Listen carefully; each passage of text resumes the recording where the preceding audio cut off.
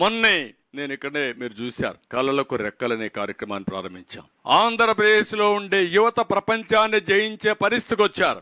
ఆంధ్రప్రదేశ్ లో మాత్రం అనునిత్యం బాధతో ఆవేదనతో కుంగి కుసించిపోయే పరిస్థితికి వచ్చారు. అంటే ఇక్కడి నుంచి పారిపోవాలి. ఇంకా ఇక్కడ లేకుండా ఈ రాష్ట్రంలో అప్పుడే వాళ్ళకి భవిష్యత్ అంత దుర్మార్గంగా చేసే పరిస్థితికి వచ్చారు. ఇప్పుడు అందుకే మేము కోరుతున్నాం, ఇలాంటి టెయింటెడ్ ఆఫీసర్స్ ఒక్క నిమిషం కూడా ఉండడానికి వీలు లేదు.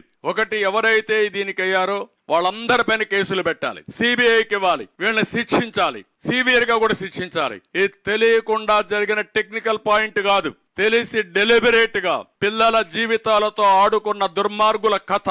వాళ్ళు ఇమ్మీడియట్ గా పనిష్ చేయాల్సిన అవసరం ఉంది. జైల్లో పెట్టినా కూడా వాళ్ళ యొక్క బాధ తగ్గదు. ఆ కుటుంబాలు, ఎన్ని కుటుంబాలు నాశనం అయిపోయినాయి, వాళ్ళ తల్లిదండ్రులు ఎంత బాధపడతారు, ఎంత కష్టపడి కూలి పనులు చేసుకుని పిల్లలు ఒక డిఎస్పీ అయితే, ఒక ఎస్పీ అయితే, లేకుంటే ఒక డిప్యూటీ కలెక్టర్ అయితే చూడాలని ఆ తల్లిదండ్రుల కోరిక. వాళ్ళందరినీ